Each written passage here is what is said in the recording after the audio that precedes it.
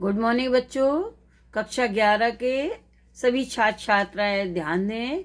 मैं आपकी विषय अध्यापिका श्रीमती मंजू गुप्ता आपको अपने के काव्यखंड का पहला पाठ साखी पढ़ा रही थी, जिसके रचयिता संत कबीरदास हैं, जो निर्गुण भक्ति काल की निर्गुण भक्ति शाखा की ज्ञानाश्रय शाखा के सर्वोत्कृष्ट कवि हैं। उन्हीं के द्वारा रचित साखी से मैं आपको ये दोहा पढ़ा रही हूँ। ये कुछ दोहे जो हैं, इनमें रहस्यवाद है, हठयोग साधना का वर्णन है, कठिन है और फिर ज़्यादा पढ़ा देने पर शिकायत आती है, बच्चे काम नहीं कर पाते, इसलिए थोड़ा सा पढ़ा रहे हूँ। 16 तारीख से आपके स्कूल भी खुलेंगे तो फिर उसमें पढ़ा दिया जाएगा। देखिए दोहा। पानी ही ते हिम भया, हिम होए गया बिलाए, जो कुछ था सोई भया, अब कछु कहा न जाए। अब इस साखी में, इस प्रस्तुत साखी में कबीर ने जीव जगत की उत्पत्ति, प्रस्तुत साखी में कबीर ने जगत की उत्पत्ति, स्थिति और प्रलय को एक रूप में स्वीकार किया है। प्रस्तुत साखी में कबीर ने जगत की उत्पत्ति, स्थिति और प्रलय को एक रूप में स्वीकार किया है। कबीर कहते हैं, पानी ही ते हिम भया। इसी लाइन की व्याख्या करनी है, ध्यान से देखेंगे। पानी ही ते हिम भया, हिम होए गया बिलाए। पानी जमकर बर्फ बन गया। पानी ते हिम, पानी माने पानी, हिम माने बर्फ। पानी जमकर बर्फ बन गया और हिम होए गया बिलाए। फिर वही बर्फ पिघलकर पुनः पानी बनकर उसका बर्फ रूप विलीन हो गया। बर्फ का रूप समाप्त हो गया, वह पिघलकर क्या बन गया पानी।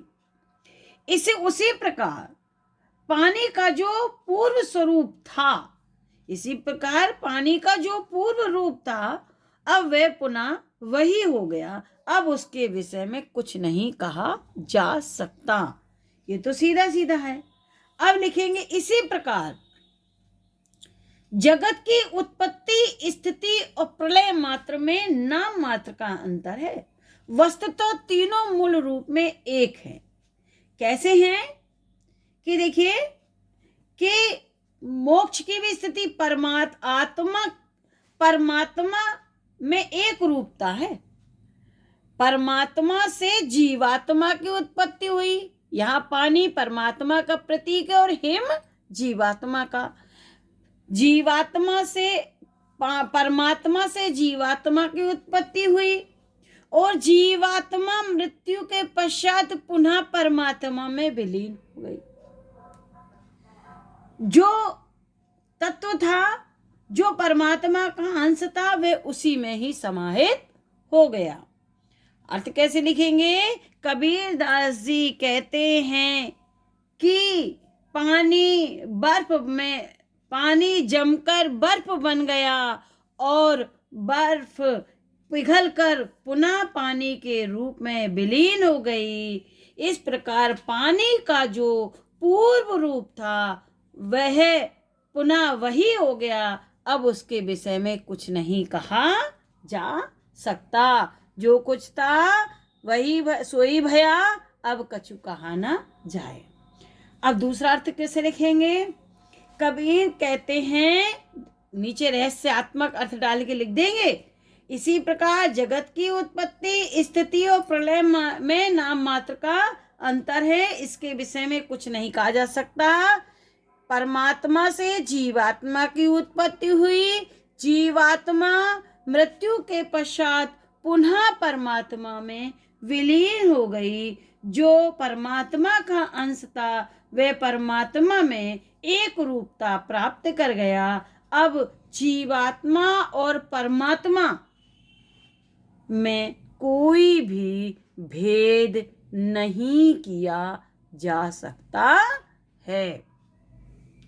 यहाँ पर पानी परमात्मा का प्रतीक है, हिम आत्मा का प्रतीक है, भाषा पंचमेल खिचड़ी है, रस शांत है, दोहा छंद है, ठीक है।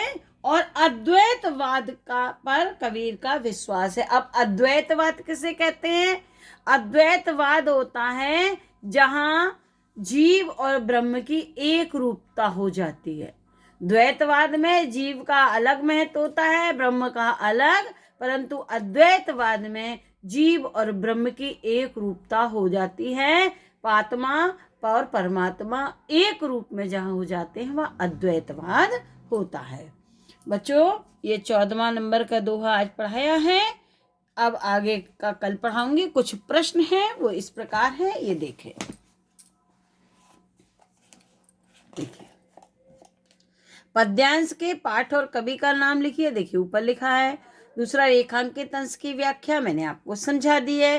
तीसरा है, प्रस्तुत साखी में हिम किसका प्रतीक है?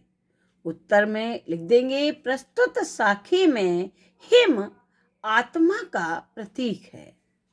फिर है, इस दोहे में कौन सा छंद है? अब देखिए, प्रश्न में ही प्रश्न उत्तर छुपा हुआ है। इस दोहे में कौन सा छंद है? अर्थात ये दोहा छंद है। वैसे प्रश्न में उत्तर हमने छुपा दिया। प्रश्न तो ये होना चाहिए, प्रस्तुत काव्यांश में कौन सा छंद है, लेकिन आपकी बुद्धि को हमने बता दिया। कभी कभी ऐसा भी पूछ लेंगे, हम क्लास में पूछ लेंगे, इस दोहे में कौन सा छंद है, तो फिर आप लोग घबराइए नहीं, इस दोहे में कौन सा छंद है। तो यहाँ ये होना चाहिए साखी में। इस साखी में कौन सा छंद है? उत्तर हो जाएगा, इस साखी में दोहा छंद है।